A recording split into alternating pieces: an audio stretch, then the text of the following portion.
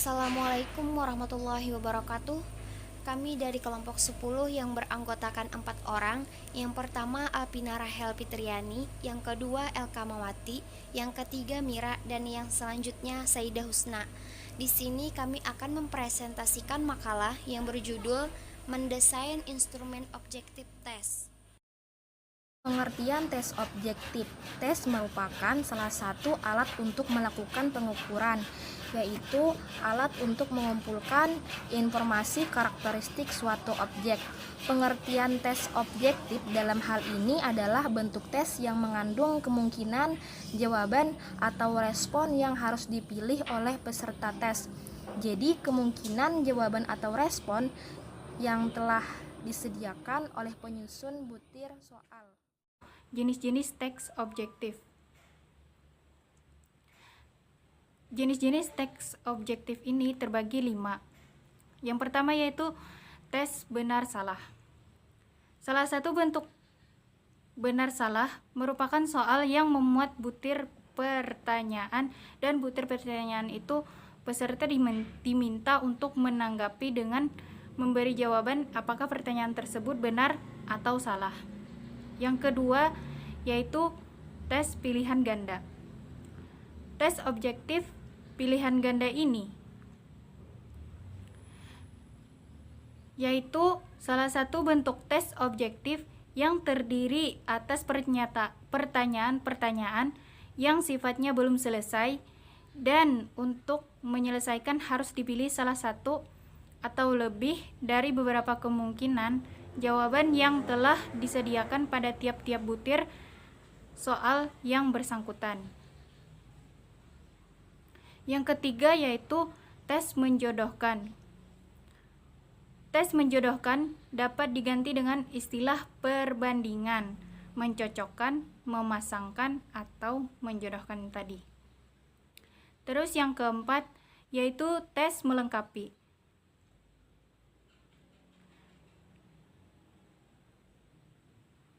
Tes melengkapi ini biasa disebut dengan istilah tes menyempurnakan, yang terdiri atas kalimat-kalimat bagian yang dihilangkan atau yang harus diisi oleh murid. Yang kelima yaitu tes isian. Tes isian. Tes isian ini terdiri dari kalimat yang dihilangkan yang diisi oleh peserta tes merupakan pengertian yang diminta agar pertanyaan yang dibuat menjadi pernyataan yang benar. Bahasa dalam tes isian ini hendaknya yang jelas. Yang dihilangkan tidak hanya satu kata. Jawaban merupakan kata-kata pendek. Kelemahan dan kelebihan tes objektif. Tes objektif ini biasanya lebih representatif dalam hal mencakup dan mewakili materi yang telah diajarkan kepada peserta didik atau telah diperintahkan kepada peserta didik untuk mempelajarinya. Berbeda dengan tes uraian, maka tes objektif memberikan kemungkinan kepada orang lain untuk ditugasi atau dimintai bantuan guna mengoreksi hasil tes tersebut. Adapun di sini kelebihan tes bentuk objektif, yang pertama, lingkup materi yang diujikan luas sehingga dapat mewakili materi yang sudah diajarkan. Yang kedua, tingkat validitas relatif tinggi. Yang ketiga, proses koreksi dan penyekoran mudah dan objektif. Yang keempat, tidak memungkinkan peserta tes untuk mengemukakan hal-hal yang tidak berkaitan dengan pertanyaan. Yang kelima, informasi hasil tes dapat lebih cepat. Selanjutnya, tingkat reliabilitas tinggi, dan yang terakhir memungkinkan penyelenggaraan tes bersama pada wilayah yang luas. Kemudian kelemahan tes objektif. Yang pertama, tidak mengembangkan daya nalar peserta tes. Yang kedua, peserta tes cenderung menjawab dengan jalan menerka-nerka. Yang ketiga, memungkinkan terjadinya kecurangan atau saling menyontek antara satu sama lain. Yang keempat, mengembangkan dan menyusun soal relatif sulit dalam waktu yang lama. Yang kelima, membutuhkan waktu untuk membaca soal dan jawabannya sehingga mengurangi waktu ujian atau kurang efektif. Yang selanjutnya, adapun cara mengatasi kelemahan. Yang pertama, Kesulitan menyusun objektif dapat diatasi dengan jalan banyak berlatih terus-menerus hingga betul-betul mahir. Yang kedua, menggunakan tabel spesifikasi untuk mengatasi kelemahan.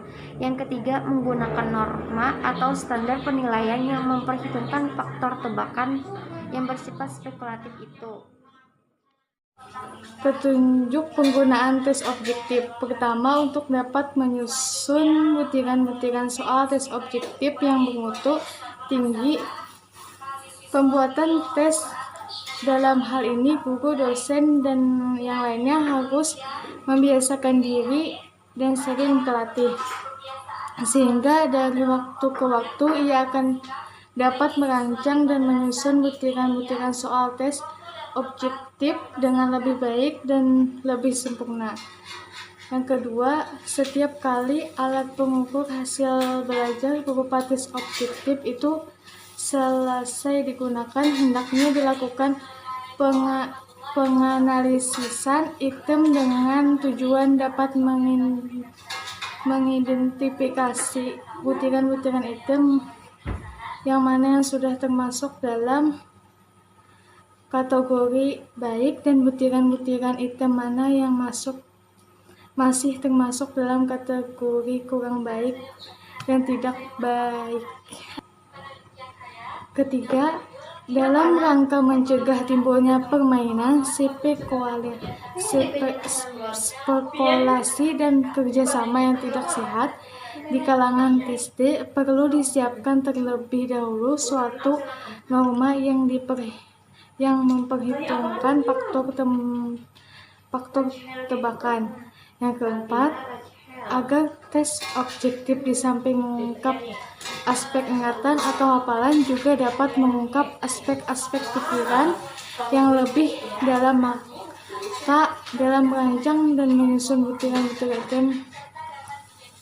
Yang kelima, soal tes objektif, bahasa atau istilah-istilah yang dipergunakan hendaknya cukup sederhana, ringkas, jelas, dan mudah dipahami oleh 12 testi. Yang keenam, untuk mencegah terjadinya silang pendapat atau perbedaan antara testi dengan tester dalam menyusun butiran-butiran soal di tes objektif, hendaknya diusahakan sungguh-sungguh agar tidak ada butiran-butiran yang dapat menghasilkan penafsiran ganda atau kerancin dalam pemberian jawaban. Yang ketujuh, cara memenggal atau memutus kalimat membutuhkan tanda baca seperti titik, koma, dan sebagainya. Yang kedelapan, dengan cara bagaimana TSD seharusnya memberikan jawaban terhadap butiran-butiran soal yang diajukan dalam tes, hendaknya diberikan pedoman atau petunjuk secara jelas dan tegas sehingga TSD dapat bekerja sesuai dengan petunjuk umum atau petunjuk khusus yang dicantumkan dalam lembar soal jawaban tes. Selanjutnya, ketepatan penggunaan tes objektif. Tes hasil belajar bentuk objektif sebagai salah satu bentuk tes hasil belajar tepat digunakan penguji. Pasti bertanya-tanya, itu salah satunya yaitu berikut ini. Yang pertama, peserta tes instruksi cukup banyak. Yang kedua, penyusun tes telah memiliki kemampuan dan pengalaman bekal yang luas dalam penyusun butir-butir tes objektif. Dan yang ketiga, penyusunan tes memiliki waktu yang cukup longgar dalam penyusunan butir-butir soal tes objektif.